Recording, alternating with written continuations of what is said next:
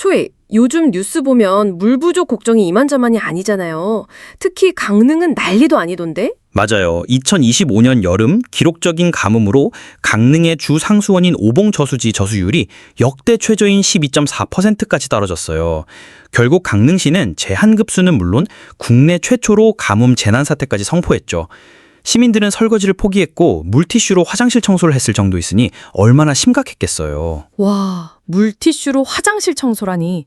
그런데 초이, 같은 영동 지역에 있는 속초는 달랐다고 들었어요. 심지어 워터밤 축제까지 열었다면서요. 속초에 비가 많이 왔나요? 아니요. 강릉이랑 비슷해요. 하지만 강릉이 목마름에 허덕일 때 속초에서는 8월 23일에 워터밤 속초 2925가 성황리에 개최됐습니다. 인기 가수들이 대거 참여했고 무려 300톤의 물을 사용했다고 알려졌죠. 심지어 2023년 광주에서는 가뭄으로 워터밤이 취소된 적도 있는데 속초는 행사를 강행한 거죠.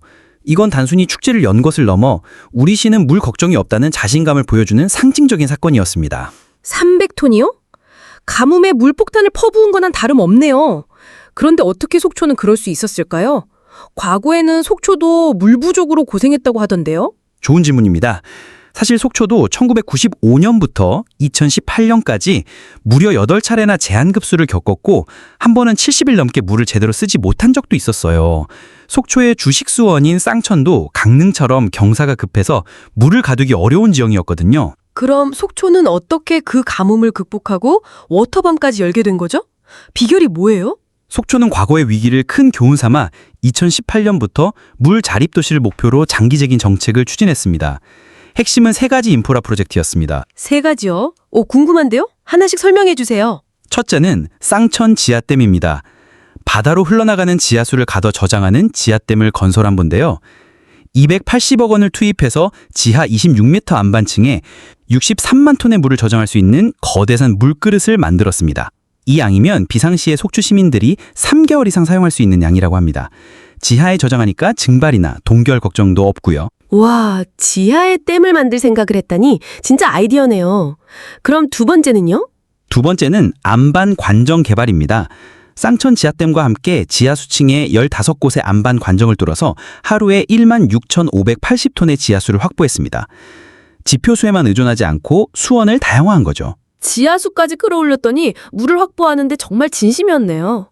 마지막 3번째는 뭔가요? 마지막은 지방 상수도 현대화 사업입니다. 2019년부터 2024년까지 250억 원을 들여 노후된 관을 25km나 교체했습니다. 이 사업으로 정수된 물이 실제로 가정에 공급되는 비율, 즉 유수율을 59.3%에서 무려 92.4%까지 끌어올렸습니다. 전국 평균 유수율 85%를 훨씬 웃도는 수치예요. 거의 2배 가까이 올린 거네요. 누수를 막는 게 그렇게 큰 효과가 있군요. 그럼요. 유수율 개선으로 하루 약 2,000톤의 물 낭비를 절감했습니다. 절감 효과가 엄청납니다. 새로운 물을 확보하는 것만큼이나 기존 물을 효율적으로 사용하는 것이 중요하다는 걸 보여주는 거죠. 그리고 이런 노력 뒤에는 속초 시민들의 적극적인 동참도 있었습니다. 물 절약 생활화를 위해 캠페인에 참여하고 시의 물 관리 정책에 관심을 가지면서 물 자립도시라는 공동의 목표를 함께 이뤄낸 겁니다. 시민들의 노력에 더해져서 물 자립 도시가 가능했군요. 그럼 처음으로 돌아가서 강릉은 어쩌다가 이렇게 극심한 가뭄 사태를 겪게 된 거예요?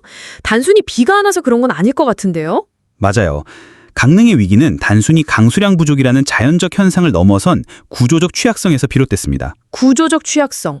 얼핏 들으면 어쩔 수 없는 면이 있기도 했나 봐요. 강릉은 생활용수 공급의 87%를 오봉저수지라는 단일 수원에 과도하게 의존하고 있었어요. 이건 기후변화로 인한 강수 패턴 변화에 시스템이 극도로 취약할 수밖에 없는 구조입니다. 다시 말해 물 관리 시스템이 단일 지점 실패 구조를 가지고 있었던 거죠. 가뭄이라는 자연현상이 장기적인 물관리 전략 부재라는 정책적 한계와 결합되어 위기 단계로 증폭된 겁니다. 결국 두 도시의 운명을 가른 건 대응 방식의 차이였네요. 네. 강릉은 생활용수의 87%를 단 하나의 조수지에 의존하다가 문제가 터지자 허둥지둥 대응했고 속초는 과거의 아픔을 교훈 삼아 미리 인프라를 구축하는 선제적 대응에 나선 거죠. 초에 오늘 정말 중요한 이야기 해주셨네요. 기후위기가 현실이 된 지금 물 관리가 도시의 미래를 좌우한다는 걸 깨달았습니다. 맞습니다. 강릉과 속초 사례는 기후변화에 직면한 모든 도시에게 중요한 교훈을 줍니다. 재난이 발생한 후에 허둥지둥 대응하는 것보다 재난에 앞서 시스템의 취약점을 보강하는 선제적 투자가 얼마나 중요한지 말이죠. 놓치면 손해겠죠? 지금까지 김앤초이였습니다. 감사합니다.